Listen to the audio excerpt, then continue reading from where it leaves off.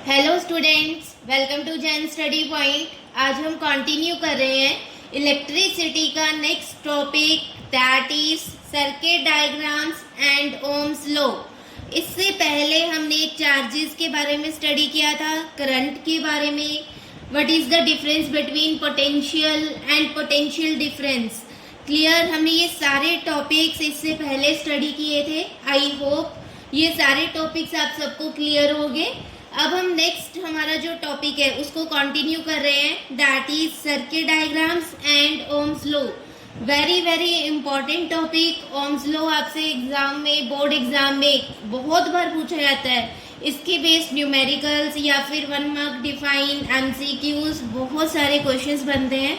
तो आज हम स्टडी कर रहे हैं, प्लीज़ इसको बहुत अच्छे से, बहुत ध्यान से स्टडी कीजिए।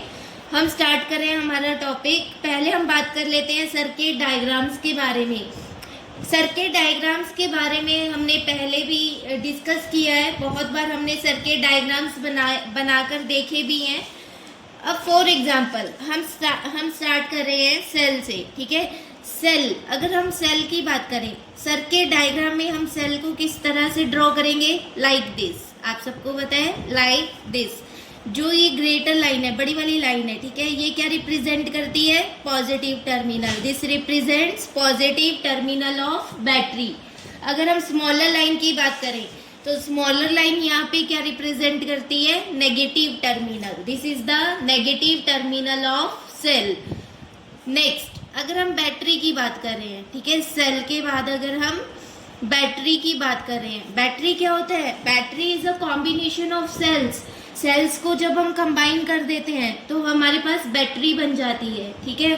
तो यहाँ पे हम एक बैटरी ड्रॉ कर लेते हैं, लाइक दिस, 1 2 एंड 3। यहाँ पे मैंने 3 सेल्स के कॉम्बिनेशन से एक बैटरी फॉर्म की है, क्लियर, लाइक दिस। यहाँ पे कौन सा चार्ज आएगा, this is positive terminal and this is negative terminal, clear. Next, और हमने कौन कौन से यहाँ पे डिवाइसेस स्टडी किए हुए हैं, for example electric bulb. Electric bulb को हम सर्किट डायग्राम में किस तरह से ड्रॉ करते हैं, लाइक दिस, ठीक है। This is the circuit diagram of electric bulb. और हमने की के बारे में स्टडी किया था, ठीक है, की और स्विच, या फिर आप इसको प्लग भी बोल सकते हो, ठीक है। जब की हमारी ओपन हो, 2 केसेस थे यहाँ पे, की ओपन भी हो सकती है और क्लोज्ड भी हो सकती है। अगर हम ओपन की बात करें तो इस तरह से सर्किट डायग्राम में से रिप्रेजेंट करेंगे। ओपन की means current is not flowing in the circuit, circuit में से करंट फ्लो नहीं कर रहा है। अगर हमारी की क्लोज्ड है, ठीक है, तो उस टाइम पे हम इसको सर्किट डायग्राम में इस तरह से, यहाँ पे हम एक डॉट बना देते हैं, ठीक है, इस तरह से रिप्रेजेंट करते हैं। क्लोज्ड की मीन्स हमारे जो भी हमारा सर्किट है उसमें से करंट बहुत इजीली फ्लो कर रहा है, क्लियर। मैं यहाँ पे देखो, मैंने आपकी हेल्प के लिए कुछ बना रखे हैं सर्किट डायग्राम्स यहाँ पे, like this. Circuit diagrams, electric cell को हम इस तरह से रिप्रेजेंट करते हैं, ड्रॉ करते हैं। बैटरी के लिए कॉम्बिनेशन ऑफ सेल्स, 3 सेल्स का कॉम्बिनेशन यहाँ पे मैंने लिया हुआ है। नेक्स्ट, थर्ड इज प्लग की और switch. When switch is open, ठीक है, जब की क्या है, ओपन है, उस तब हम इस तरह से, ठीक है, ब्रैकेट्स की फॉर्म में इसको ड्रॉ करते हैं। नेक्स्ट, व्हेन की इज क्लोज्ड, करंट पास हो रहा है, लाइक दिस। अब वायर ज्वाइंट, जहाँ पे 2 वायर्स एक दूसरे के साथ ज्वाइन हो रही हो, ठीक है, तो उसको सर्किट डायग्राम में हम इस तरह से रिप्रेजेंट करेंगे। जिस पॉइंट पे वहाँ ज्वाइन हो रही है वहाँ पे देखो इस तरह से ये डॉट हम बनाएंगे। Next, wires crossing without joining, जब 2 वायर्स एक दूसरे को क्रॉस कर रही हैं, ठीक है, विदाउट ज्वाइनिंग, बट वो ज्वाइन नहीं हो रही हैं, तब हम देखो, जैसे ये फर्स्ट वायर है, फर्स्ट वायर ऐसे जा रही है, सेकेंड वायर इसको क्रॉस कर रही है पर ज्वाइन नहीं कर रही, लाइक दिस। तो हम इस तरह से यहाँ पे ड्रॉ करेंगे। नेक्स्ट, इलेक्ट्रिक बल्ब बहुत बार हमने ड्रॉ कर लिया है, इलेक्ट्रिक बल्ब को हम इस तरह से यहाँ पे ड्रॉ कर रहे हैं। Next, a resistor of resistance are.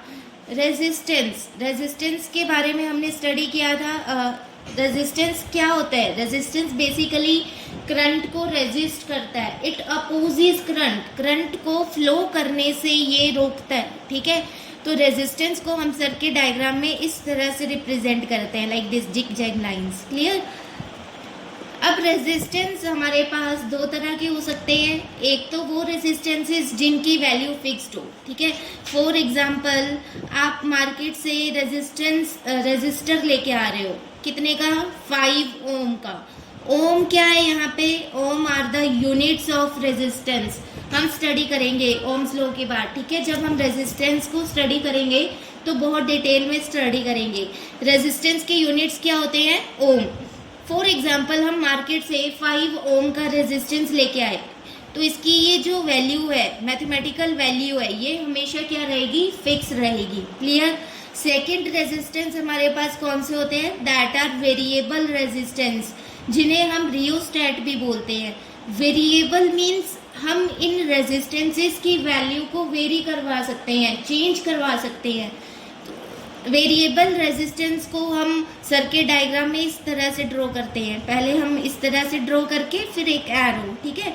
यहाँ पे ये किसका सिंबल है, this is the symbol of rheostat, और you can say variable resistance. कुछ बुक्स में इसको इस तरह से ड्रॉ किया हुआ है, लाइक दिस। क्लियर। ये दोनों सिंबल्स किसके हैं, रियोस्टैट के और वेरिएबल रेजिस्टेंस के। जब हम हमारी सर्किट डायग्राम्स बनाएंगे तब इन सबको हम यूज करेंगे। Next, ammeter. एमीटर हमने पढ़ा हुआ है। Ammeter is a device which is used to measure electric current.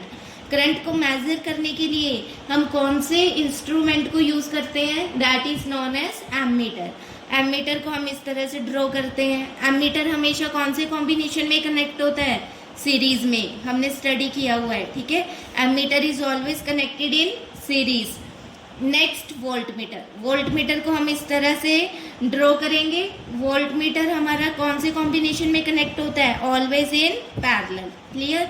ये सब हम स्टडी पहले कर चुके हैं। This is all about the circuit diagrams. ये सारे हम जब भी न्यूमेरिकल सॉल्व करेंगे या सर्किट डायग्राम्स बनाएंगे तब हम इन सब डिवाइसेस को कनेक्ट करेंगे। फॉर एग्जांपल, अगर मैं आपको एक क्लोज्ड सर्किट बनाकर दिखाऊं, फॉर एग्जांपल यहाँ पे, ठीक है, हम क्या कर रहे हैं, यहाँ पे एक इलेक्ट्रिक बल्ब या फिर आप कह लो एक रेजिस्टेंस कनेक्ट कर दिया आपने, ठीक है। रेजिस्टेंस के साथ आपने यहाँ पे वायर की हेल्प से एक इलेक्ट्रिक बल्ब कनेक्ट कर दिया। यहाँ पे हम क्या कनेक्ट कर रहे हैं, हमारी बैटरी कनेक्ट कर रहे हैं। फिर हमें क्या करना है, यहाँ पे फॉर एग्जांपल यहाँ पे हम क्या करते हैं, एक की या स्विच कंबाइन कर देते हैं, लाइक दिस, ठीक है। ये हमारा क्या हो गया, की, या आप इसको क्या बोल सकते हो, स्विच बोल सकते हो। यहाँ पे फिर हमें क्या कनेक्ट करना है, एमीटर। एमीटर हमेशा कौन से कॉम्बिनेशन में होना चाहिए, सीरीज, लाइक दिस। अगर आप वोल्ट मीटर कनेक्ट करना चाहते हो, वोल्ट मीटर आप यहाँ पे कनेक्ट कर दो, this is in parallel combination. यहाँ पे कौन सा चार्ज आएगा, पॉजिटिव, यहाँ पे नेगेटिव, और यहाँ पे positive negative. Negative of voltmeter is connected to the positive of ammeter. ये मैंने आपको पहले भी बताया था, because ammeter is in series combination. Clear. आप इस तरह से अपना सर्किट डायग्राम ड्रॉ कर सकते हो, ठीक है। अभी आप देख सकते हो इस केस में हमारा करंट फ्लो नहीं करेगा क्योंकि स्विच हमारा ओपन है। फिर हम क्या कर रहे हैं, स्विच को क्लोज कर देते हैं। जब हम स्विच को क्लोज करेंगे तब पूरे सर्किट में करंट फ्लो करेगा from positive to negative, like this. Clear. ये हमारा क्या है, सर्किट डायग्राम है। देखो हमने इस सर्किट डायग्राम में अलग अलग डिवाइसेस को कनेक्ट कर दिया, बैटरी, रेजिस्टेंस। आप यहाँ पे रियोस्टेट अगर ले रहे हो तो आप इस तरह से यहाँ बना दोगे, ये क्या बन जाएगा, रियोस्टेट बन जाएगा। Electric bulb, voltmeter, ammeter, key और स्विच। ये देखो आप इस एग्जाम्पल की हेल्प से देख सकते हो, बहुत सारे इलेक्ट्रिक डिवाइसेस को हमने एक ही सर्किट डायग्राम में कनेक्ट कर दिया। क्लियर। नेक्स्ट, अब हम बात करें जो हमारा नेक्स्ट टॉपिक है, that is ohms law. Ohm's law, it is very important law. अगर हम इस लॉ की डेली लाइफ में बात करें, फॉर एग्जाम्पल हम सब चाहते हैं कि हमारे घर में या जो भी फैक्ट्रीज हैं उन सब में इलेक्ट्रिसिटी की कंजप्शन लेस हो, इलेक्ट्रिसिटी की कंजप्शन लेस हो। तो उसके लिए जो भी हम इलेक्ट्रिक डिवाइसेस यूज़ करते हैं ताकि इलेक्ट्रिसिटी की कंजप्शन लेस हो, वो सारे डिवाइसेस किसके ऊपर बेस्ड होते हैं, that all the devices are based on Ohm's law. सारे डिवाइसेस ओम्स लॉ के ऊपर बेस्ड होते हैं. It is very important law used in our daily life, used in electricity. Ohm's law की डिस्कवरी जॉर्ज सिमोन ओम ने की थी. ठीक है, he was a German physics. अब अगर थोड़ा सा इनकी बायोग्राफी को या फिर इनकी लाइफ के बारे में अगर थोड़ा सा स्टडी कर लेते हैं तो ये एक बहुत ही, आप कह लो कि अनएजुकेटेड फैमिली को बिलोंग करते थे. इनके फादर लॉक स्मिथ थे. लॉक स्मिथ मीन्स लॉक्स वगैरह को रिपेयर करते थे. और जो इनकी मदर थी, she was a daughter of a tailor. वो एक टेलर की डॉटर थी. वो दोनों कुछ ज़्यादा वेल एजुकेटेड नहीं थे, बट फिर भी जो ओम थे उन्होंने अपनी जो भी फैमिली कंडीशंस थी उन सबको अपनी लाइफ में एक बर्डन नहीं बनने दिया. ठीक है, वो उन सब डिफ़िकल्टीज़ को ओवरकम करके एक बहुत ग्रेट साइंटिस्ट बन गए. उन्होंने क्या किया, रेजिस्टेंस की डिस्कवरी की. ठीक है, he is also known as the discoverer of resistance. अभी मैंने आपको बताया था कि रेजिस्टेंस की यूनिट्स क्या होते हैं, ओम. अभी रिकॉल कीजिए, मैंने आपको बताया था. यहाँ पे देखिए रेजिस्टेंस के यूनिट्स क्या होते हैं, ओम. ओम को हम इस तरह से रिप्रेजेंट करते हैं. फिर आप देख सकते हो कि रेजिस्टेंस के जो यूनिट्स हैं इन्हीं के नेम से, ठीक है, इन्हीं के नेम से हैं, ओम. क्लियर. तो आप खुद इमेजिन कर सकते हो कि कितने ज़्यादा महान, ये कितने ज़्यादा कह लो कि फेमस साइंटिस्ट थे. अब हम बात कर रहे हैं, जो हमारा टॉपिक है that is ohms law. Ohm's law की अगर हम बात करें, हमने इलेक्ट्रिसिटी के बारे में डिस्कस किया था. अब इलेक्ट्रिसिटी में हमारी 3 बेसिक क्वांटिटीज़ होती हैं. कौन कौन सी होती हैं, पोटेंशियल जिसको हम V से रिप्रेजेंट करते हैं. सेकेंड इज करंट, करंट को हम I से रिप्रेजेंट करते हैं. And third is resistance, resistance को हम R से रिप्रेजेंट करते हैं. दीज 3, ये 3 क्या है, बेसिक क्वांटिटीज़ हैं इलेक्ट्रिसिटी की. ओम्स लॉ इन तीनों क्वांटिटीज़ के बीच जो भी रिलेशन है उसको एक्सप्लेन करता है. ठीक है, इधर ध्यान दीजिए. The 3 basic quantities of electricity are, electricity की कौन कौन सी 3 बेसिक क्वांटिटीज़ हैं, वोल्टेज और potential, current and resistance. Ohm's law basically represents relation between V, I and R. Ohm's law कुछ भी नहीं है, इट इज सिंपली, ये सिंपली क्या कर रहा है, हमें रिलेशन बता रहा है. What is the relation between V, I and R. Clear. अगर हम ओम्स लॉ के स्टेटमेंट, ओम्स लॉ की स्टेटमेंट की बात करें तो ओम्स लॉ की स्टेटमेंट क्या है हमारे पास, according to Ohm's law the potential difference across the ends of wire in electric circuit is directly proportional to current. Simply आप ऐसे भी लिख सकते हो, potential difference is directly proportional to current. Clear. ये क्या है, this is the statement of Ohm's law. Again I am repeating, Ohm's law की statement क्या है, the potential difference is directly proportional to current. Means हमें पता है हम किसी भी सर्किट में करंट कब प्रोड्यूस कर सकते हैं, जब हम पोटेंशियल डिफरेंस अप्लाई करेंगे. क्लियर. हमने स्टडी किया था पोटेंशियल डिफरेंस को कौन प्रोवाइड करता है, बैटरी प्रोवाइड करती है. ठीक है, जितना ज़्यादा पोटेंशियल डिफरेंस होगा करंट भी उतना ज़्यादा होगा. Clear.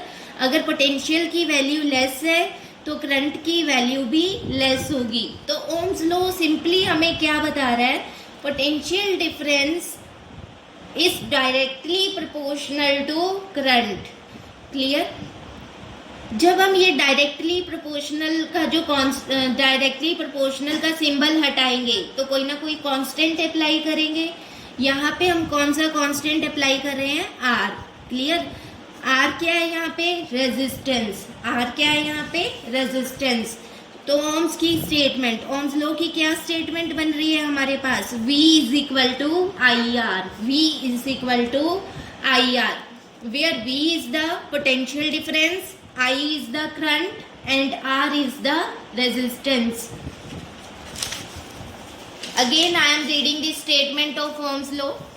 According to Ohm's law, the potential difference V across the ends of wire in electric circuit is directly proportional to current flowing through it. अब यहाँ पे कुछ कंडीशंस हैं. ओम्स लॉ कब एप्लीकेबल है? वो कंडीशंस क्या है? Provided it's physical conditions like temperature, pressure should remain constant. Ohm's law कब एप्लीकेबल है? जब टेम्परेचर और प्रेशर लाइक फिजिकल कंडीशंस क्या रहेंगी? कांस्टेंट रहेंगी. कांस्टेंट मीन्स वो चेंज नहीं हो रही हैं, ठीक है, उनकी वैल्यू क्या रह रही है? सेम रह रही है. Then Ohm's law is applicable. अगर टेम्परेचर चेंज हो रहा है या प्रेशर चेंज हो रहा है, उस केस में ओम्स लॉ एप्लीकेबल नहीं है, ठीक है. So these are the conditions for the applicability of Ohm's law. Next, what is the mathematical form of Ohm's law? अभी हमने स्टडी किया था. Mathematical form of Ohm's law क्या है? वी क्या है यहाँ पे? Potential. Potential difference is directly proportional to current. फिर हम क्या करेंगे? ये डायरेक्टली प्रोपोर्शनल का सिंबल हटाएंगे, कांस्टेंट अप्लाई करेंगे. तो यहाँ पे हमारा कांस्टेंट क्या है? Are. Are is the resistance. Clear? R is the constant of proportionality और रेजिस्टेंस. अब रेजिस्टेंस का काम क्या होता है? रेजिस्ट करना, अपोज करना. ये करंट को क्या करेगा? सर्किट में फ्लो करने से रोकेगा, ठीक है. तो इसलिए आप इसको एनर्जी लॉस भी बोल सकते हो. Clear? This is the mathematical form of Ohm's law. V is equal to IR.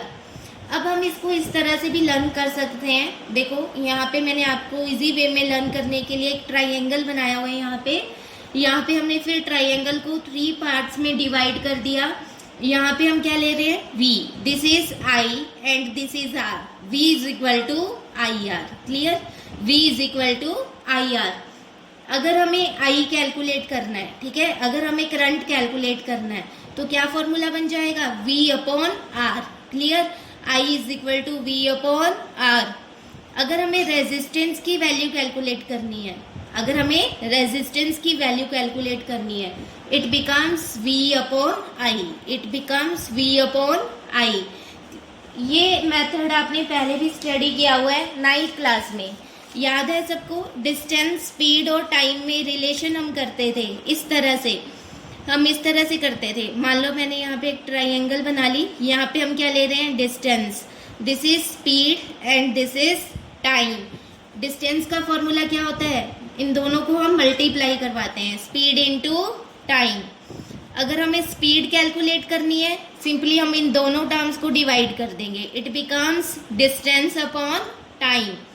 अगर हमें टाइम कैलकुलेट करना है तो हम क्या करेंगे? इन दोनों को डिवाइड कर देंगे. It becomes distance upon speed. Clear? वही केस यहाँ पे है. यहाँ पे मैंने क्या किया? हमारे पास 3 टर्म्स हैं. यहाँ पे हम क्या लिख रहे हैं? V. यहाँ पे हम लिख रहे हैं I. यहाँ पे हम क्या लिख रहे हैं? R. इन दोनों को मल्टीप्लाई करेंगे तो हमारे पास किसकी वैल्यू आ जाएगी? पोटेंशियल की. V is equal to IR. अगर हमें I कैलकुलेट करना है तो हम क्या करेंगे? सिंपली इन दोनों को डिवाइड कर देंगे, V अपॉन R. अगर हमें रेजिस्टेंस कैलकुलेट करना है फिर हम सिंपली इन दोनों टर्म्स को डिवाइड कर देंगे. R becomes V upon I. Clear? I hope अब सब बच्चों को ये क्लियर होगा ओम्स लॉ. नेक्स्ट, अब जो हमारे पास मैथमेटिकल इक्वेशन है ओम्स लॉ की, that is V is equal to IR. इसको एक वर्ड की हेल्प से भी आप इसे लर्न कर सकते हैं. वीर मीन्स ब्रेव, बहादुर. पंजाबी में वीर उसको बोला जाता है जो ब्रेव हो. क्लियर? तो आप ऐसे भी लर्न कर सकते हैं बाय द वर्ड वीर. V is equal to IR. ये था ओम्स लॉ के बारे में, ठीक है, mathematical form of Ohm's law. अब कुछ बच्चों का यहाँ पे क्वेश्चन होगा कि मैंने आपको बताया according to Ohm's potential difference is directly proportional to current. हम क्या लिखते हैं? V is directly proportional to I. क्या हम इसको ऐसे लिख सकते हैं? I is directly proportional to V. क्या हम ओम्स लॉ को इस तरह से एक्सप्लेन कर सकते हैं, I current is directly proportional to potential difference. Answer will be no, answer is no. आप इधर ध्यान दीजिए, आंसर हमारा क्या आएगा? नो। रीजन क्या है इसका? हमने स्टडी किया था, लेट करो, हमने स्टडी किया है कि मान लो एक सर्किट डायग्राम बना रही हूँ मैं यहाँ पे, ठीक है। हमारे पास यहाँ पे क्या है, कोई भी मेटल कंडक्टर है, फिर हम यहाँ पे क्या कर रहे हैं, बैटरी कनेक्ट कर रहे हैं। जब हम बैटरी को ऑन करेंगे, बैटरी के अंदर केमिकल रिएक्शन होगी। केमिकल एक्शन के कारण क्या है, यहाँ पे क्या है, फिर पॉजिटिव चार्ज आ जाएगा और यहाँ पे नेगेटिव। देखो मेटल कंडक्टर के एंड्स पे पोटेंशियल डिफरेंस क्रिएट हो गया, इधर पॉजिटिव चार्ज आ गया और इधर नेगेटिव चार्ज आ गया। इस पोटेंशियल डिफरेंस के कारण इलेक्ट्रॉन्स फ्लो करेंगे टुवर्ड्स द पॉजिटिव चार्ज। जब इलेक्ट्रॉन्स एक पर्टिकुलर डायरेक्शन में फ्लो करेंगे उस टाइम हमारे पास करंट प्रोड्यूस होगा। ये सारा हम पहले स्टडी कर चुके हैं, क्लियर। तो हमें क्या पता लग रहा है, करंट कब प्रोड्यूस होगा? जब हमारे सर्किट में पोटेंशियल डिफरेंस क्रिएट होगा। जितना ज़्यादा पोटेंशियल डिफरेंस होगा करंट भी उतना ज़्यादा होगा, ये हम सब जानते हैं, क्लियर। अगर मान लो यहाँ पे 10 वोल्ट पोटेंशियल डिफरेंस है, ठीक है, करंट लेट कर लो कितना प्रोड्यूस हो रहा है यहाँ पे 5 एम्पियर। अगर मैं यहाँ पे पोटेंशियल लेट कर लो 5 वोल्ट प्रोड्यूस करूँ तो करंट यहाँ पे क्या होगा, अप्रोक्सीमेटली 2.5 एम्पियर। मीन्स अगर पोटेंशियल ज़्यादा है तो करंट भी ज़्यादा है, पोटेंशियल लेस है तो करंट भी लेस है। हमें पता है कि करंट को अगर हमें प्रोड्यूस करना है तो हम पोटेंशियल डिफरेंस के बिना प्रोड्यूस नहीं कर सकते, क्लियर। तो हम ऐसे लिख सकते हैं, potential difference is directly proportional to current. यही हमारी क्या है, ओम्स लॉ की स्टेटमेंट है। क्या ऐसा हो सकता है कि सर्किट में करंट है बट पोटेंशियल जीरो है? क्या ऐसा पॉसिबल है कि जो हमारा सर्किट है उसमें करंट फ्लो कर रहा है बट पोटेंशियल डिफरेंस क्या है, जीरो? नहीं, ऐसा पॉसिबल नहीं है। इसलिए हम यहाँ पे नहीं लिख सकते current is directly proportional to potential difference. हम इसको इस तरह से नहीं लिख सकते, क्लियर। यहाँ पे ध्यान दीजिए बेटे, लिखा हुआ है मैंने आपके लिए। क्वेश्चन क्या है, can we say current is directly proportional to potential difference? Answer will be no. We cannot say current is directly proportional to potential difference because we know that if there is no potential difference across the circuit, अगर potential difference zero हो, अगर circuit में potential difference zero हो, then there should not be any current inside the circuit. Then current की value भी क्या होगी, zero होगी, ठीक है। Which means potential difference does not depend on current but current depends on potential difference. Current totally किसके ऊपर depend कर रहा है, पोटेंशियल डिफरेंस के ऊपर डिपेंड कर रहा है। So you can say that potential difference is directly proportional to current, clear. Next, graphical representation of Ohm's law. अगर हमें ग्राफ बनाना आ जाए, ठीक है, between V and I, R तो हमारा कांस्टेंट है, अगर हमें VI ग्राफ प्लॉट करना आ जाए यूजिंग ओम्स लॉ तो हम किस तरह से इसको ड्रॉ कर सकते हैं। फॉर एग्जांपल मैंने Y एक्सिस पे लेट कर लो ग्राफ प्लॉट करना है, तो आप सब जानते हो हमें यहाँ पे दो एक्सिस कंसीडर करनी पड़ेगी, one is X axis and second is Y axis. Let करो यहाँ पे मैंने इस तरह से 2 डायमेंशनल सिस्टम ले लिया, ठीक है, एक्सिस ले ली। एक्स एक्सिस पे हम क्या ले रहे हैं, करंट। एक्स एक्सिस पे हम क्या ले रहे हैं, current, SI units ampere, clear. Y axis पे हम क्या ले रहे हैं, potential, SI units of potential are volt. Y axis पे हमने क्या लिया है, पोटेंशियल। अब हमें VI ग्राफ ड्रॉ करना है अकॉर्डिंग टू ओम्स लॉ। क्या इक्वेशन होती है हमारे पास, V is equal to IR। According to Ohm's law V is equal to IR। हमें पता है potential is directly proportional to current. Potential is directly proportional to current. For example let कर लो यहाँ पे हम पोटेंशियल को इस तरह से ड्रॉ कर लेते हैं 1 2 3। क्लियर। यहाँ पे इस पॉइंट पे कितनी वैल्यू है 1 वोल्ट, यहाँ पे 2 वोल्ट 3 वोल्ट। इसी तरह हम करंट को यहाँ पे कंसीडर कर लेते हैं, दिस इज 2 4 6 8। ठीक है, आप सब मैथ्स में ग्राफ ड्रॉ करते हो, आप सबको पता होगा इस तरह से हम एक्सिस पे पॉइंट्स को रिप्रेजेंट करते हैं। अब हमें क्या पता है, potential is directly proportional to current. अगर पोटेंशियल की वैल्यू इंक्रीज कर रही है, करंट भी क्या करेगा, इंक्रीज करेगा। लेट करो एक हमें टेबल गिवन है, जब पोटेंशियल 1 वोल्ट है तो करंट कितना है हमारे पास 2 एम्पियर। इस तरह से हम रिप्रेजेंट करेंगे इस पॉइंट को। नेक्स्ट, जब पोटेंशियल 2 वोल्ट है then current is 4 ampere. Third, when voltage potential difference is 3 volt then current is 6 ampere. SI units of current are ampere. आप इस तरह से इस पॉइंट को रिप्रेजेंट करोगे यहाँ पे जब आप इन पॉइंट्स को ज्वाइन करोगे। ठीक है, आप एक स्केल की, जब आप स्केल की हेल्प से बनाओगे तब आपकी क्या बनेगी, बिल्कुल स्ट्रेट लाइन बनेगी। Clear. This is the VI graph. ठीक है, this is the graphical representation of Ohm's law. आपका ग्राफ हमेशा कैसे बनेगा, like this, straight line graph बनेगा हमेशा। अब इधर ध्यान दीजिए, A straight line plot shows as potential difference increases। क्या इंफॉर्मेशन मिल रही है हमें इस ग्राफ से, जैसे जैसे पोटेंशियल डिफरेंस इंक्रीज हो रहा है, potential difference increases, current across the wire increases. Current भी क्या कर रहा है, इंक्रीज हो रहा है लीनियरली। क्लियर। हमें इस ग्राफ से क्या इंफॉर्मेशन मिलती है, ओम्स लॉ के ग्राफ से, अगर हम पोटेंशियल डिफरेंस को इंक्रीज कर रहे हैं करंट भी इंक्रीज करेगा। Clear. Next, what is the slope of VI graph, very important, slope of VI graph. अगर हम VI ग्राफ की बात करें, ठीक है, इधर ध्यान दीजिए, ये हमारा VI ग्राफ है। चलो हम ये वाला ले लें, हम यहाँ पे एक ड्रॉ कर लेते हैं हमारा VI ग्राफ।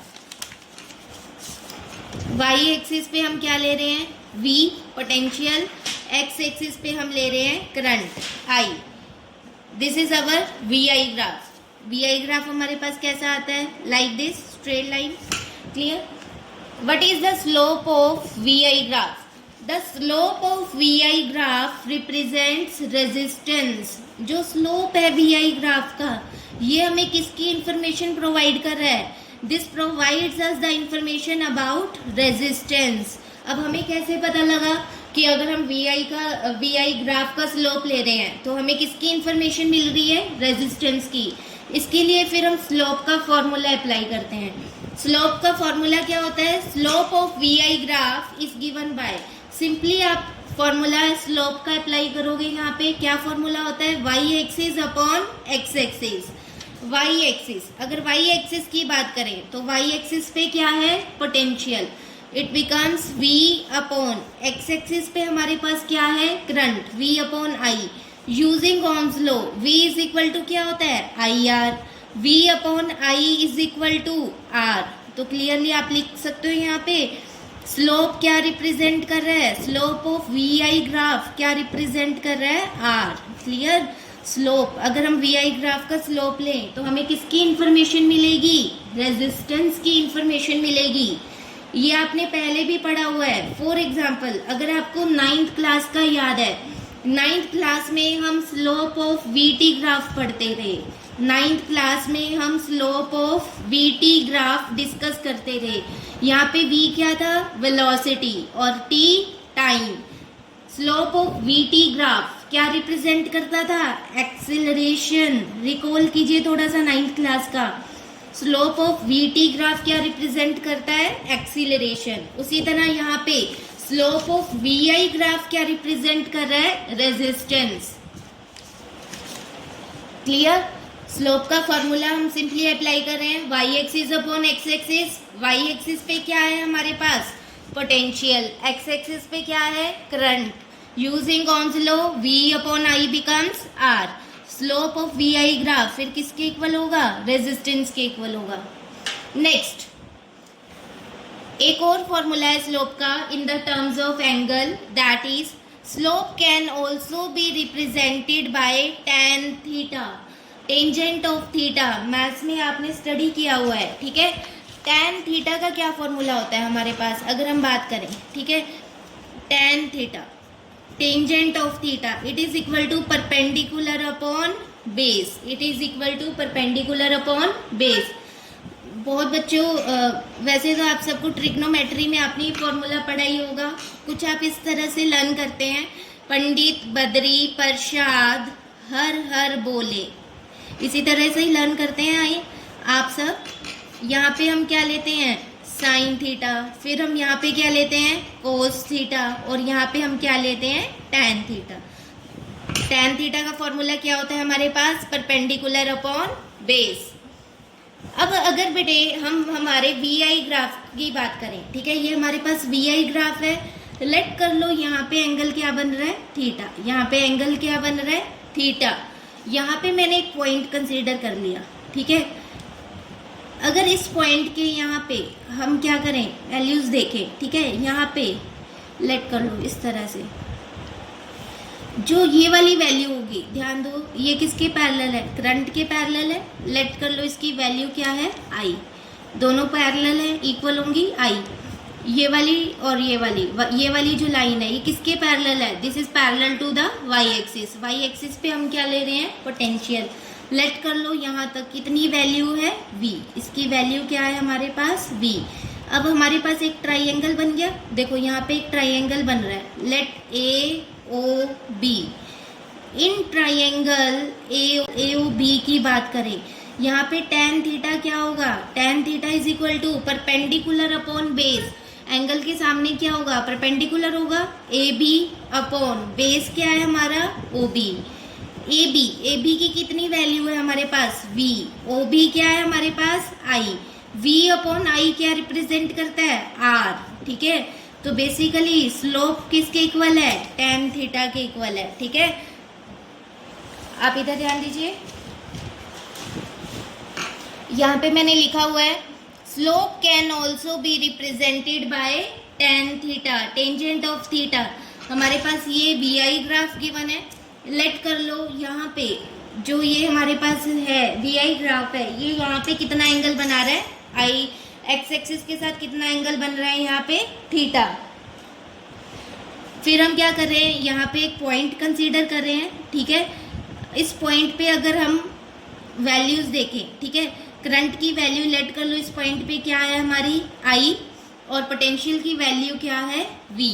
आप ग्राफ को इसी तरह से स्टडी करते हो. देखो इधर ध्यान दो, कुछ बच्चों को अभी भी कंफ्यूजन है. आपका कोई भी कंफ्यूजन आ रहा है इसलिए मैं आपको बार बार समझा रही हूँ. लेट कर लो हमारे पास एक ग्राफ है यहाँ पे लाइक दिस, ठीक है. मैंने ये पॉइंट कंसीडर किया. एक्स एक्सिस पे वैल्यू कितनी है? 2. वाई एक्सिस पे वैल्यू कितनी आ रही है? 3. तो हम इस पॉइंट के इस तरह से कोऑर्डिनेट्स लिखेंगे 2 3. क्लियर? यहाँ पे इस तरह से देखो, सेम यही केस तो मैं इधर बता रही हूँ बेटे आपको. यहाँ पे हमारे पास क्या है? एक पॉइंट है, ठीक है. यहाँ पे अगर हम एक्स कोऑर्डिनेट की बात करें तो एक्स एक्सिस पे हमारे पास क्या है? करंट. तो एक्स कोऑर्डिनेट हमने क्या ले लिया? आई. फिर अगर हम वाई कोऑर्डिनेट की बात करें तो वाई एक्सिस पे हमारे पास क्या है? पोटेंशियल. तो वाई कोऑर्डिनेट हम क्या कंसीडर कर रहे हैं? वी. क्लियर? यहाँ पे देखो एक ट्राइंगल बन गई हमारे पास. इस ट्राइंगल में अगर हम tan थीटा की बात करें, tan थीटा किसके इक्वल होगा? Perpendicular upon base. परपेंडिकुलर क्या है हमारा? v. परपेंडिकुलर क्या है हमारा? v. बेस हमारा क्या है? i. बेस हमारा क्या है? i.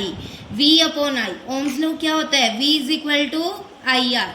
v अपॉन आई क्या होगा? r. तो tan थीटा किसके इक्वल आ गया? रेजिस्टेंस के इक्वल आ गया. This is the slope of our V I graph. ठीक है, तो आप स्लोप को दोनों तरह से कैलकुलेट कर सकते हो. पहले ये वाला फॉर्मूला हमने किया y axis upon x axis, फिर in the terms of tan theta that is perpendicular by base. बस आपको इतना ध्यान रखना है. What does the slope of V I graph represent? Slope of V I graph represents resistance. 1 second में answer आना चाहिए आपका। नेक्स्ट, अब यहाँ पे कुछ बच्चों का डाउट होगा, क्या क्वेश्चन है, can we take current on Y axis and voltage on X axis. देखो अभी तक जो भी हमने वी आई ग्राफ स्टडी किया है, हमने इस तरह से वी आई ग्राफ को स्टडी किया है। एक्स एक्सिस पे हम क्या ले रहे हैं, करंट, और यहाँ पे वाई एक्सिस पे हम क्या ले रहे हैं, पोटेंशियल वी। इस तरह से हमारा वी आई ग्राफ बन रहा है, ठीक है। अब यहाँ पे कुछ बच्चों का क्वेश्चन होगा, क्या हम वी आई ग्राफ को इस तरह से ड्रॉ कर सकते हैं, वाई एक्सिस पे हम आई ले लें, करंट ले लें, और एक्स एक्सिस पे हम पोटेंशियल ले लें। इस केस में हमारा ग्राफ क्या ठीक होगा? हाँ जी, ये वाला केस भी आपका राइट है, ठीक है। Answer is yes. अगर आप इस तरह से ग्राफ ड्रॉ कर रहे हो, वाई एक्सिस पे आप करंट ले रहे हो, एक्स एक्सिस पे आप पोटेंशियल ले रहे हो, ग्राफ तो आपका इसी तरह से ही बनेगा सेम। यहाँ पे वी आई ग्राफ का स्लोप क्या रिप्रेजेंट कर रहा था, रेजिस्टेंस। यहाँ पे अगर हम इस ग्राफ के स्लोप की बात करें तो इस ग्राफ का स्लोप क्या रिप्रेजेंट करेगा, 1 रेजिस्टेंस। इधर ध्यान दो, हमने इस तरह से ग्राफ ले लिया, वाई एक्सिस पे हमने करंट ले लिया और एक्स एक्सिस पे हमने पोटेंशियल ले लिया, ठीक है। अगर हम यहाँ पे स्लोप का फॉर्मूला अप्लाई करें, स्लोप का फॉर्मूला क्या होगा, Y axis upon x axis, current upon potential. Slope इस केस में क्या होगा, current upon potential. Using Ohm's law, V is equal to क्या होता है, I R, I upon V, I upon V क्या हो जाएगा फिर, 1 upon R. Clear, I upon V किसके इक्वल होगा, 1 अपॉन आर के। इस केस में फिर आपको ध्यान रखना है, स्लोप आपका क्या आएगा, 1/r। Clear. Next, graphical proof of Ohm's law. अब हमने मैथमेटिकली जो ओम्स लॉ की स्टेटमेंट थी उसको स्टडी किया। ओम्स लॉ की स्टेटमेंट क्या थी, potential is directly proportional to current. यहाँ से ओम्स लॉ की मैथमेटिकल इक्वेशन हमारे पास क्या आ रही है, V is equal to I R. अगर हमें इस इक्वेशन को ग्राफिकली प्रूव करना हो तो हम कैसे प्रूव करेंगे, इधर ध्यान दीजिए। हम क्या करेंगे, एक वी आई ग्राफ ड्रॉ करेंगे। यहाँ पे वाई एक्सिस पे हम क्या ले रहे हैं, V, एक्स एक्सिस पे हम क्या ले रहे हैं, करंट हमारा I। वी आई ग्राफ हमारा इस तरह से बनेगा। यहाँ पे लेट कर लो, आपने एक पॉइंट कंसीडर कर लिया। फिर आप क्या करोगे, इसके क्या है, कोऑर्डिनेट्स लिखोगे। एक्स कोऑर्डिनेट क्या होगा यहाँ पे, करंट I, और वाई कोऑर्डिनेट क्या होगा, potential V। So it becomes, इस जो ये हमारे पास लाइन है, परपेंडिकुलर है, इसकी वैल्यू हमारे पास क्या होगी, V होगी, और यहाँ पे इसकी वैल्यू हमारे पास क्या होगी, I होगी। ठीक है, आप देख सकते हो ग्राफ में। जिन बच्चों को ग्राफ स्टडी करना आता है उनके लिए तो बहुत सिंपल है ये। क्लियर। फिर हम क्या कर रहे हैं, यहाँ पे एक एंगल ले रहे हैं थीटा, जैसे हमने पहले किया था। tan थीटा किसके इक्वल होगा, यहाँ पे परपेंडिकुलर अपॉन बेस। परपेंडिकुलर हमारा क्या है, V, बेस हमारा क्या है, I। फिर आप क्या करोगे, ये आपका tan थीटा है। हमें पता है ओम्स लॉ के केस में tan थीटा क्या होता है हमारा, रेजिस्टेंस R। क्लियर, हमने पढ़ा था slope of V I graph is equal to tan theta is equal to R। ये हम स्टडी कर चुके हैं। तो tan थीटा को मैं R के इक्वल लिख सकती हूँ। फिर हम क्या करेंगे, इसको यहाँ मल्टीप्लाई कर देंगे, it becomes V is equal to I R. This is our Ohm's law. तो ग्राफिकली भी आप ओम्स लॉ को प्रूव कर सकते हो। Clear, this is the graphical proof of Ohm's law.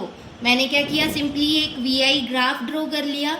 फिर यहाँ पे यहाँ एक पॉइंट कंसीडर किया A। इसके कोऑर्डिनेट्स क्या होंगे, एक्स कोऑर्डिनेट क्या होगा मेरा I, और वाई कोऑर्डिनेट क्या होगा मेरा V। क्लियर। फिर यहाँ पे एक ट्राइंगल बन गई AOB। In triangle AOB tan theta किसके इक्वल होगा, परपेंडिकुलर अपॉन बेस। परपेंडिकुलर क्या है हमारा, यहाँ एंगल के सामने वाली लाइन को हम क्या कंसीडर करते हैं, परपेंडिकुलर। तो परपेंडिकुलर क्या हो जाएगा हमारा AB, बेस हमारा क्या हो जाएगा OB। AB कितना है हमारे पास, V, OB क्या है हमारे पास I। It becomes V upon I।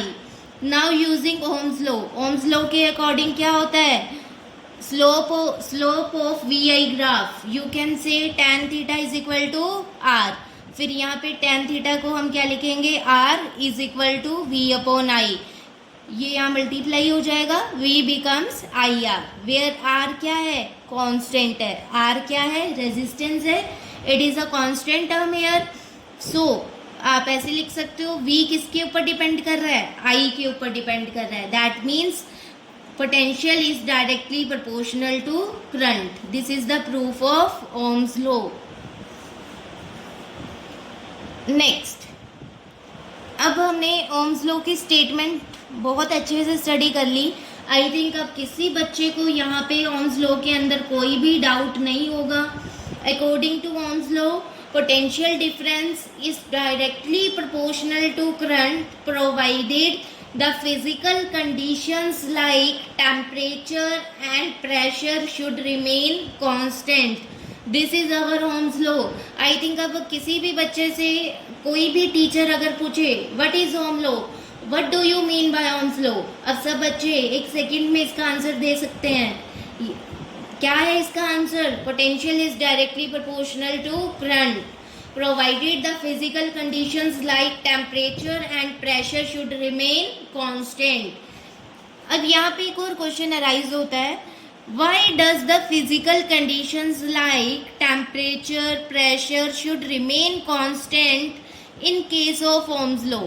यहाँ पे क्वेश्चन बनता है, हमने पढ़ा कि Ohm's law कब एप्लीकेबल है, जब फिजिकल कंडीशंस क्या रह रही हैं, कांस्टेंट रह रही हैं। अब रीज़न यहाँ पे हमें पता होना चाहिए कि क्यों हम टेम्परेचर को कांस्टेंट रख रहे हैं यहाँ पे, ठीक है। द रीजन इज, अब हमें पता है ओम्स लॉ, ओम्स लॉ क्या है हमारे पास, V is equal to I R, current is inversely proportional to resistance. Resistance का काम क्या है, करंट को अपोज करना, रोकना। अगर रेजिस्टेंस ज्यादा है तो करंट लेस होगा, अगर रेजिस्टेंस लेस है तो करंट ज़्यादा होगा, ये बात तो हमें पता है ना। So we can say that current is inversely proportional to resistance. अगर रेजिस्टेंस लार्ज है तो करंट क्या होगा, लेस होगा। क्लियर। अब यहाँ पे जो हम रेजिस्टेंस यूज करते हैं सर्किट में, जो हम रेजिस्टेंस यूज करते हैं, that resistance depends on temperature. Resistance temperature पे डिपेंड कर रही है। अगर मान लो हमारा इस तरह से, मैं एक सर्किट डायग्राम ड्रॉ कर रहे हैं हम, ठीक है, लाइक दिस, इधर ध्यान दो। यहाँ पे हमने क्या किया, एक रेजिस्टेंस ले लिया, यहाँ पे हम इलेक्ट्रिक बल्ब कनेक्ट कर रहे हैं और यहाँ पे हम बैटरी कनेक्ट कर रहे हैं। रेजिस्टेंस अगर हम लार्ज अमाउंट का यहाँ पे लार्ज रेजिस्टेंस यहाँ पे कनेक्ट करेंगे तो करंट क्या होगा हमारे सर्किट में, लेस होगा। अगर रेजिस्टेंस लेस वैल्यू का होगा तो करंट हमारे सर्किट में ज़्यादा होगा। क्लियर। अब मान लो आपने क्या किया, यहाँ पे एक मेटालिक कंडक्टर ले लिया, ठीक है, इस तरह से हम हमारा सर्किट ड्रॉ कर रहे हैं। यहाँ पे हमने एक रेजिस्टेंस ले ली, यहाँ पे हमने कोई भी मेटालिक कंडक्टर कनेक्ट कर दिया, यहाँ पे हम क्या ले रहे हैं, हमारी बैटरी ले रहे हैं, like this, this is the metallic conductor. अब क्या है, हम क्या कर रहे हैं, हम यहाँ पे एक मेटालिक कंडक्टर ले रहे हैं, ठीक है। यहाँ पे क्या है, इस कंडक्टर में मेटल है, मेटल में क्या है, एटम्स प्रेजेंट है, ये आप सब जानते हो, ठीक है। अब लेट कर लो, आप जब बैटरी को ऑन करोगे, ठीक है, बैटरी को ऑन करोगे, मेटालिक कंडक्टर के अक्रॉस पोटेंशियल डिफरेंस क्रिएट हो जाएगा, यहाँ पे पॉजिटिव चार्ज आएगा और यहाँ पे नेगेटिव। जो पोटेंशियल डिफरेंस क्रिएट होगा, इलेक्ट्रॉन्स मूव करना स्टार्ट करेंगे टूवर्ड्स द पॉजिटिव चार्ज। ये हम सबको पता है, जब इलेक्ट्रॉन्स एक पर्टिकुलर डायरेक्शन में मूव करते हैं उस केस में हमारे पास करंट प्रोड्यूस होता है। ये हम सब पहले स्टडी कर चुके हैं, ठीक है। अब यहाँ पे हमें डिस्कशन ये करना है कि टेम्परेचर क्यों कांस्टेंट रहना चाहिए। क्लियर। अब हम क्या कर रहे हैं, मान लो आप अभी हमने स्टडी किया, जो रेजिस्टेंस है ये किसके ऊपर डिपेंड कर रहा है, resistance depends on temperature.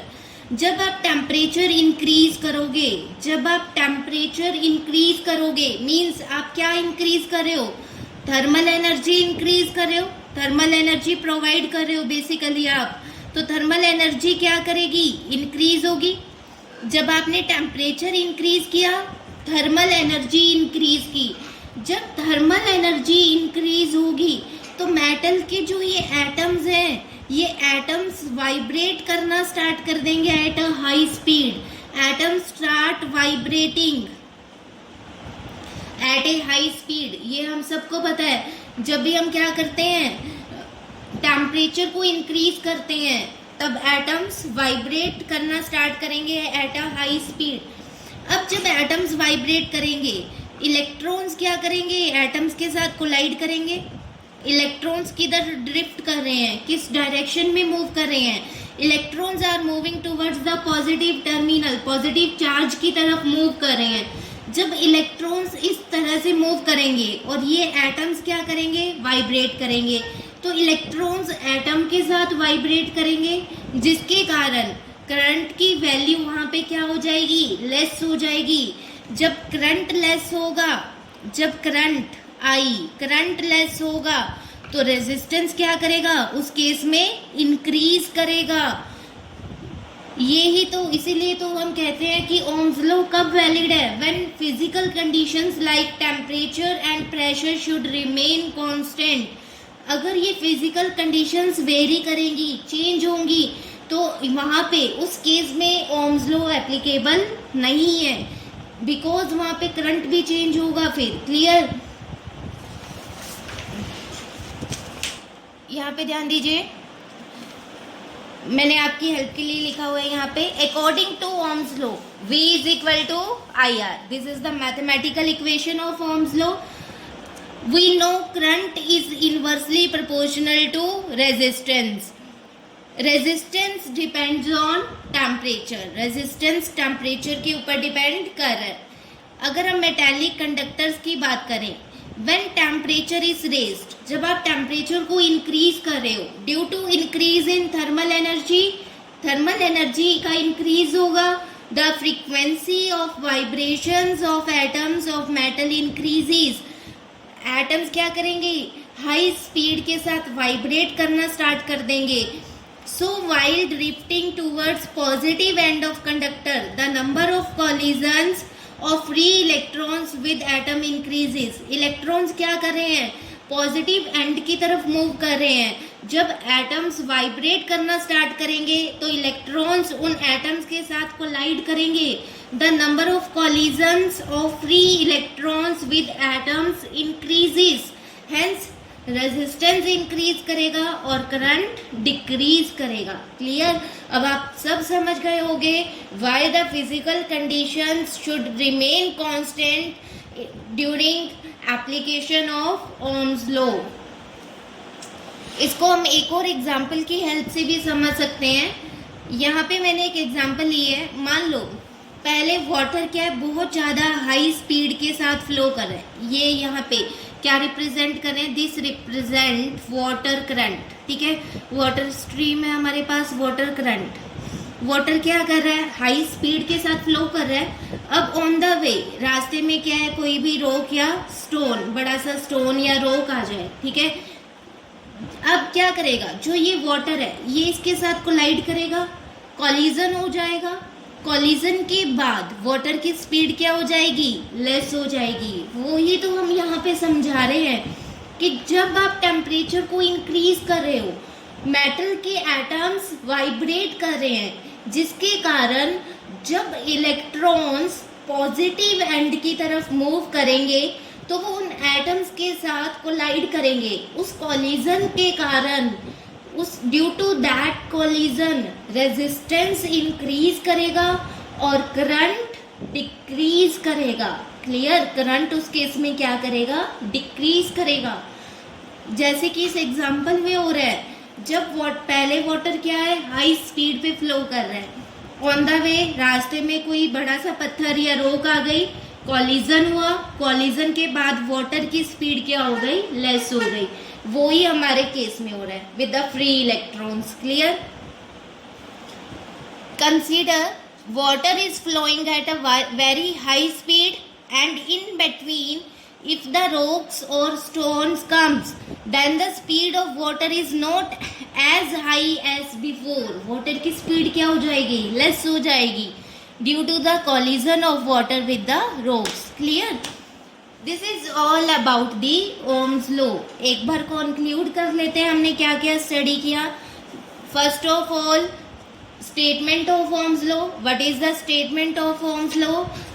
According to Ohm's law, the potential difference across the ends of a wire in electric circuit is directly proportional to current, provided the physical conditions like temperature and pressure should remain constant.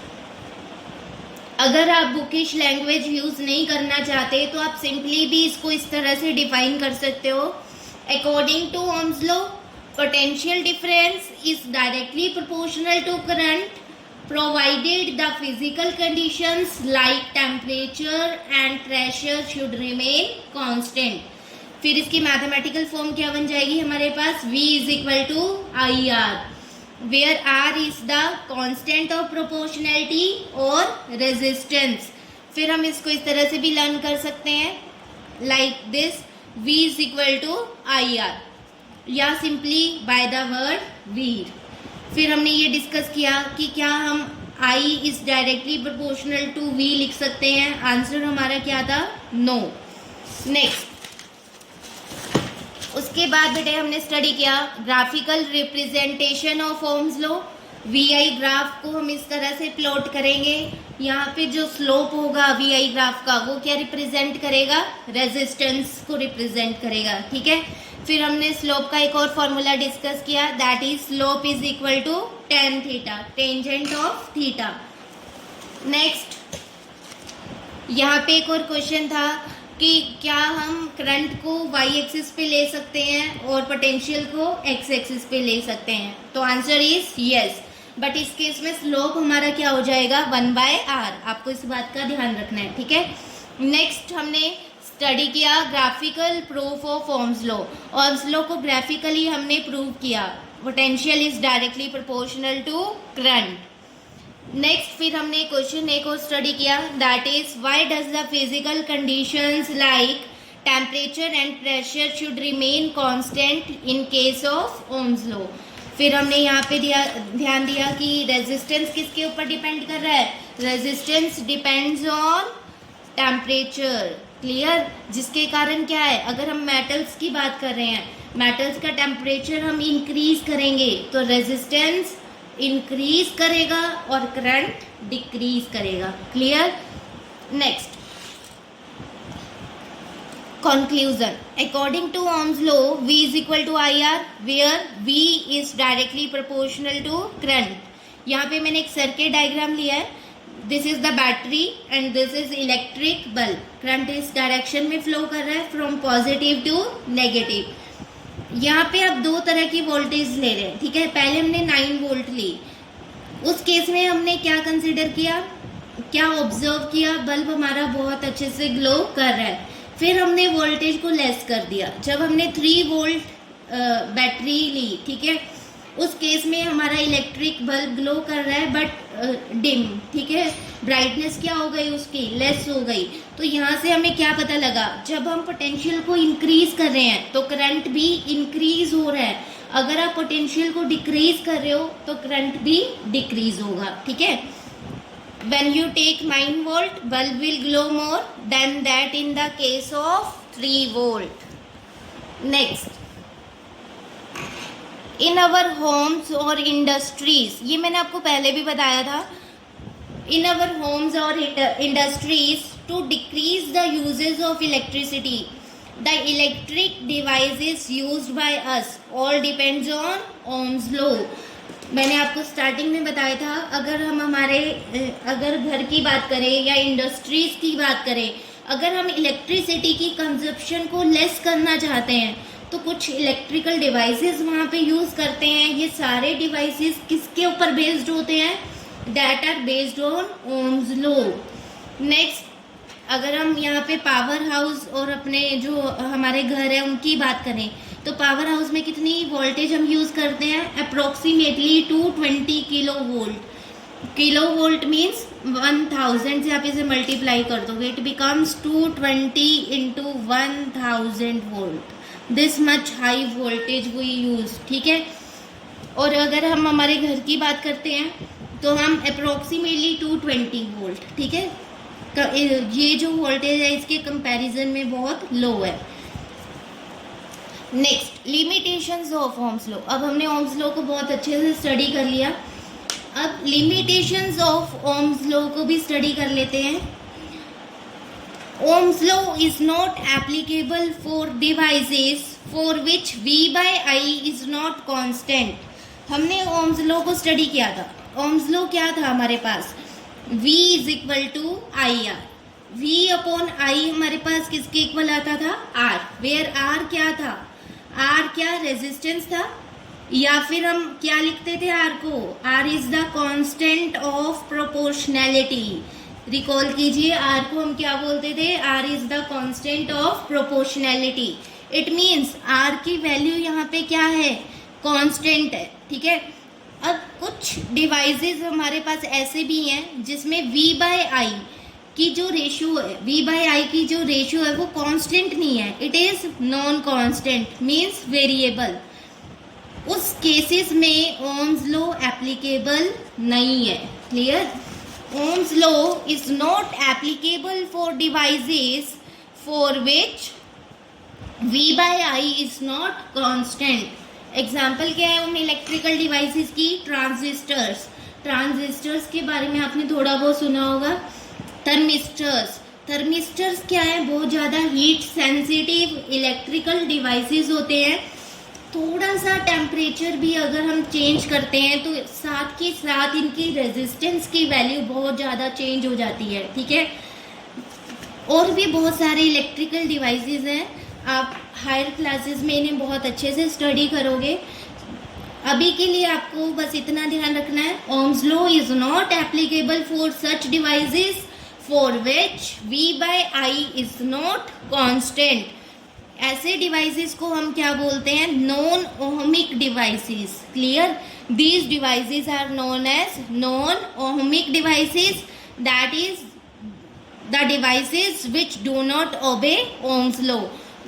ऐसे devices Ohm's law को obey नहीं करते, यहाँ पे Ohm's law applicable नहीं है।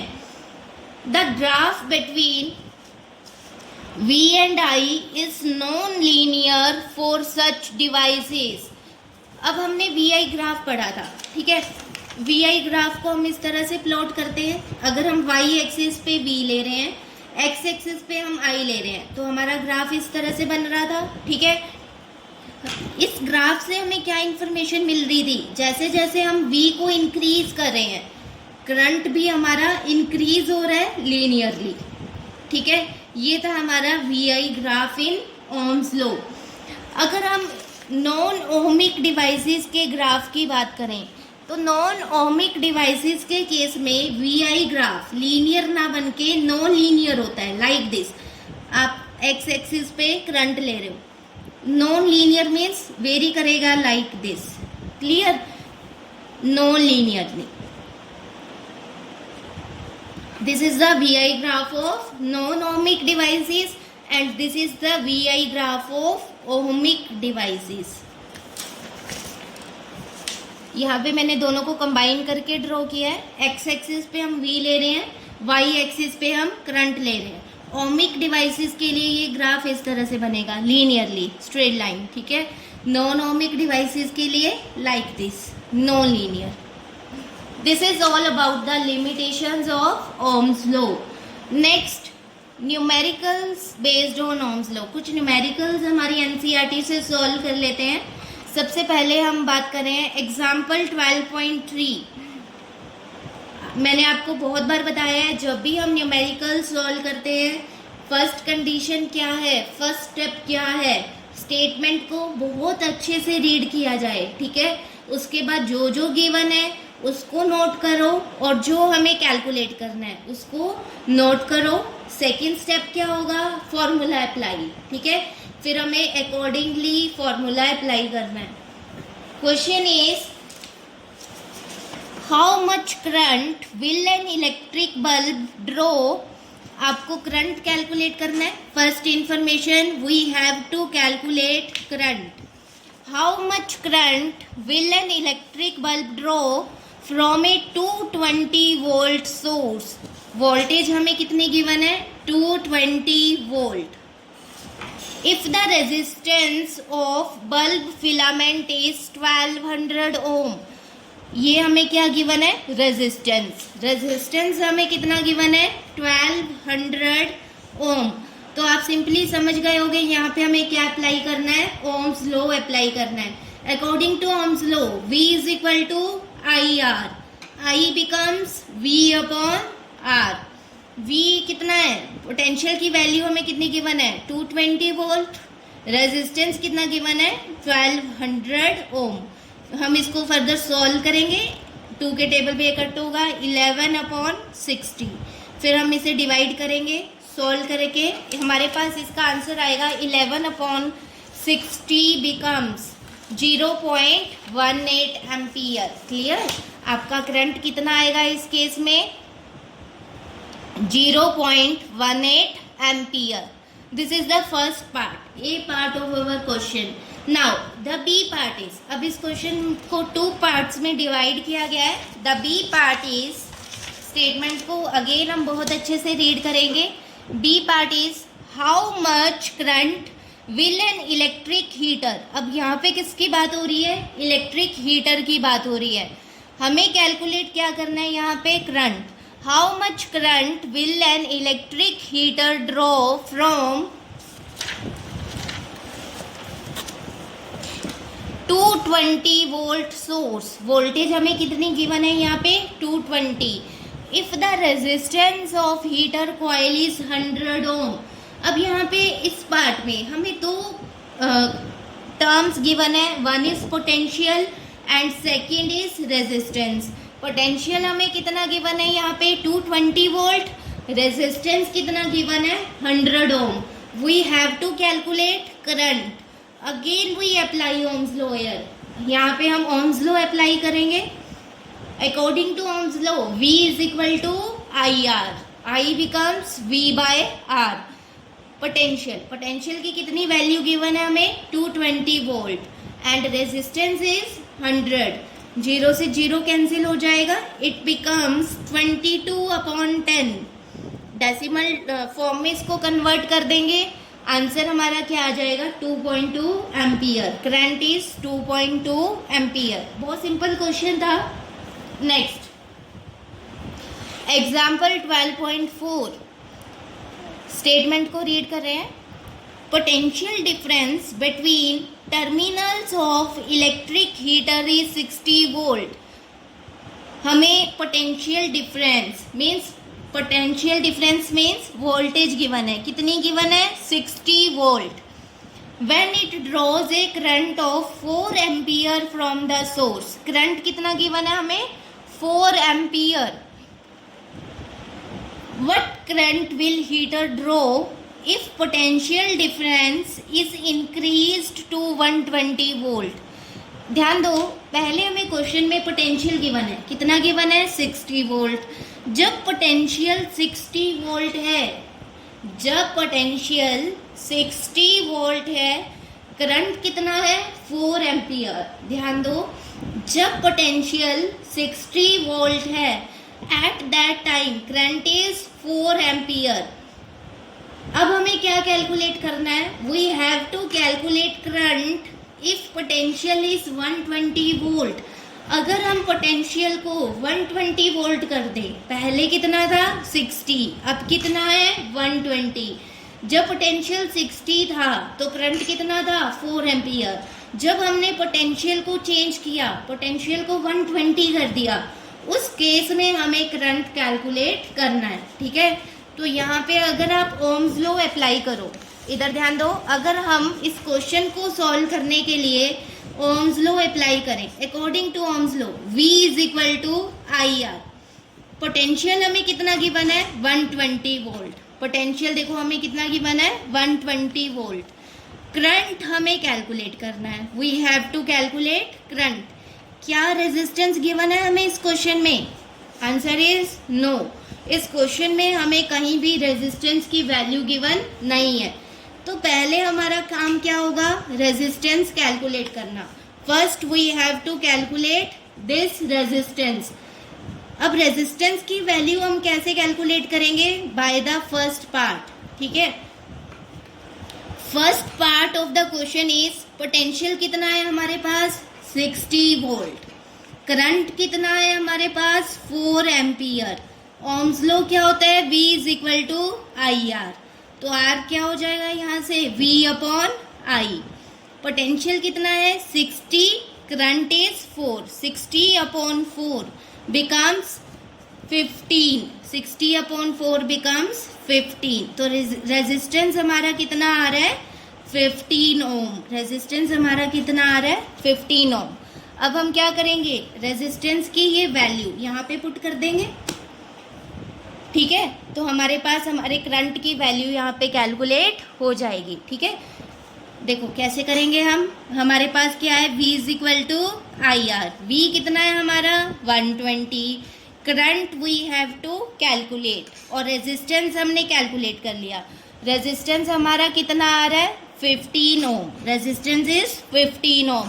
Current क्या आ जाएगा? Current is 120 upon 15। करंट कितना आ जाएगा हमारा? 120 अपॉन 15 एम्पियर। क्लियर? अभी तक ध्यान दो। फर्स्ट केस में, जो फर्स्ट केस था क्वेश्चन का, फर्स्ट कंडीशन थी, first condition of question is when potential of 60 volt. Potential हमें कितना गिवन है? 60 वोल्ट। उस केस में हमारा करंट कितना है? 4 एम्पियर। फिर हमने पोटेंशियल को इंक्रीज कर दिया, it becomes 120 volt. We have to calculate current in this case. उसके लिए हमें पहले रेजिस्टेंस कैलकुलेट करनी है। हमने क्या किया? ओम्स लॉ अप्लाई किया, V is equal to I R. यहाँ से रेजिस्टेंस हमारा कितना आ रहा है? 15 ओम। क्लियर? अब 15 ओम की वैल्यू हम क्या करेंगे? हमारी सेकेंड केस में, सेकेंड कंडीशन में पुट कर देंगे। Again we apply Ohm's law here, V is equal to I R. I becomes V upon R। Second case में पोटेंशियल कितना है हमारा? 120 volt and resistance is 15 ohm. जब हम इसे सॉल्व करेंगे इट बिकम्स 8 एम्पियर, ठीक है। Current is 8 ampere. Ampere are the SI units of current. जैसा कि मैंने आपको पहले भी बताया था, जब भी आप न्यूमेरिकल सॉल्व करते हो हमेशा SI यूनिट्स को आपने आंसर में मेंशन करना ही करना है, अदरवाइज आपका यहाँ पे हाफ मार्क्स डिडक्ट हो जाएगा। क्लियर? ये था ओम्स लॉ के बारे में, ठीक है। आई थिंक हमने ओम्स लॉ को बहुत अच्छे से स्टडी किया है। अब सब बच्चों को ओम्स लॉ क्लियर होगा, कोई भी डाउट आई थिंक इसमें नहीं होगा। बट फिर भी अगर आपको इसके न्यूमेरिकल्स में या इसके कॉन्सेप्ट में कोई भी डाउट आ रहा है, आप मुझसे कमेंट सेक्शन में कमेंट करके पूछ सकते हैं, ठीक है। आई होप आप सब बहुत अच्छे से स्टडी कर रहे हो। हम जो चैप्टर स्टडी कर रहे हैं that is very important for your board exams. तो इसको बहुत अच्छे से मेरे साथ साथ स्टडी करते रहो। इन वीडियोस को 2 बार 3 बार आप बहुत अच्छे से देखो, ताकि आपका बेस बहुत ज़्यादा स्ट्रॉन्ग बने। जब आप हायर क्लासेस में जाओगे तो ये जो भी हम अब स्टडी कर रहे हैं ये सब हमारा एक बेस बन जाएगा वहाँ पे, ठीक है।